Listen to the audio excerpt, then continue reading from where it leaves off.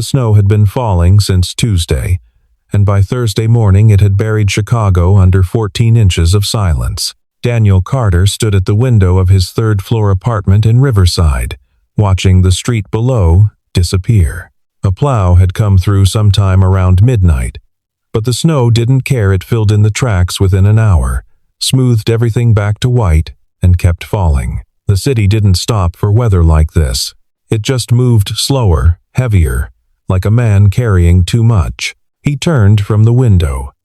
The kitchen counter held 3 things: a half-empty box of cereal, a power bill with a red stripe across the top, and a mug of coffee that had gone cold 20 minutes ago. He picked up the coffee anyway. Cold was fine. Cold was something he was used to. Down the hallway, behind the door with the paper star she'd taped there in September, Lily was still asleep. She was 8 years old. She had her mother's dark brown hair and her mother's way of tilting her head when she was thinking hard about something. She also had, for the past 11 months, her mother's silence, though not by choice. After the funeral, after the weeks of school and social workers and gentle voices asking her how she was feeling, Lily had simply stopped talking. Not entirely. She said yes and no. She said more when she wanted more cereal. She said cold when she needed a blanket. But the full sentences, the questions, the stories she used to tell about her drawings, those had gone somewhere deep and hadn't come back. The doctors called it selective mutism, acute grief response. Daniel called it the sound of a broken heart. He drank the cold coffee and opened his laptop on the kitchen table. He had applied to 11 jobs in the past 3 weeks. 2 had responded. 1 wanted a driver with a commercial license. He had a regular license, nothing more. The other was a delivery route that started at 3 a.m.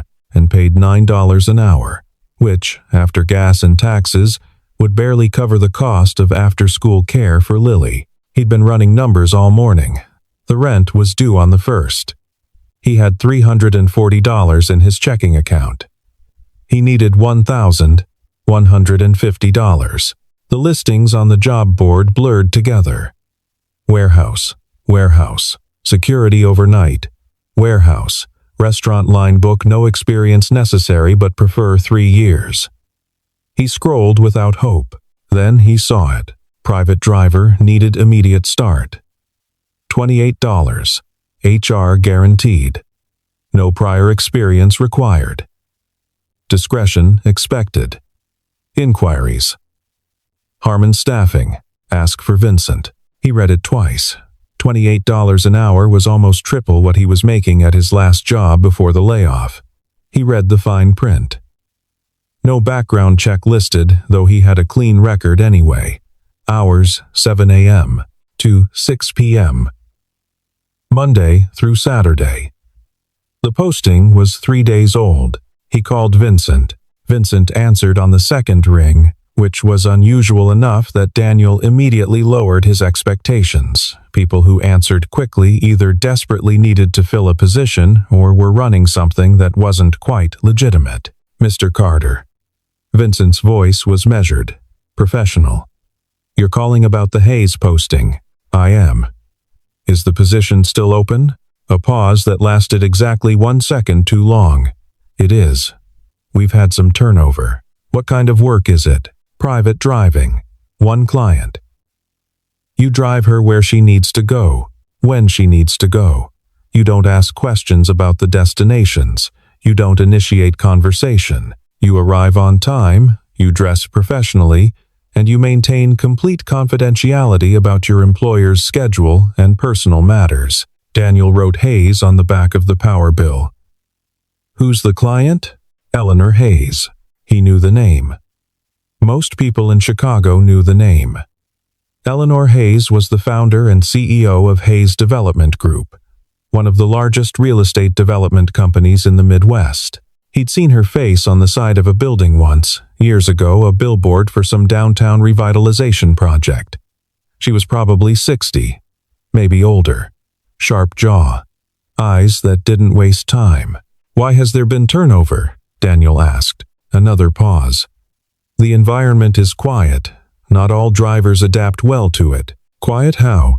Miss Hayes does not speak. She communicates through written notes and gestures. She has not spoken aloud since for some time now. The drivers who left found the silence difficult to manage. Daniel looked at Lily's door.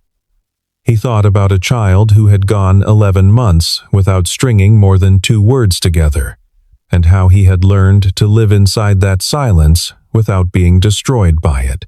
"I can manage quiet," he said. He started the next morning.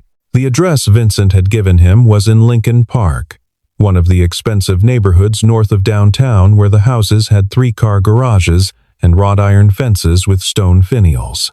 Daniel drove his 2009 Honda Civic to the service entrance of a property that was, by any honest measure, extraordinary. A Victorian-era mansion that had been restored with precise care, every detail correct. The kind of building that cost so much to maintain that the maintenance itself became a full-time operation. He sat in front of the gates for a moment before they opened. The estate looked sealed. That was the word that came to him. Not just quiet sealed, like something that had been closed up against the weather and never reopened. The snow on the front walk was undisturbed. The curtains in every visible window were drawn. There were no lights on in any room he could see from the driveway, though it was 7 in the morning and fully dark outside. He stepped out of his car, straightened his coat. He'd borrowed a presentable black jacket from his neighbor, who was about the same size and had better taste, and rang the bell. The door opened before the echo of the bell had finished. A woman stood in the entrance. She was perhaps 62, tall, with white hair pulled back and a posture so precise it looked architectural. She wore a charcoal suit. She looked at him for exactly 3 seconds, then turned and walked back inside. He followed. The interior of the house was immaculate and completely still. No music, no television, no ambient noise of any kind. The housekeeper, he would later learn her name, was Margaret. Though she kept largely to herself, moved through the hallway and handed him a folded card. "The car is in the garage. Keys are on the hook to your left. Schedule for today is enclosed. You will not be spoken to.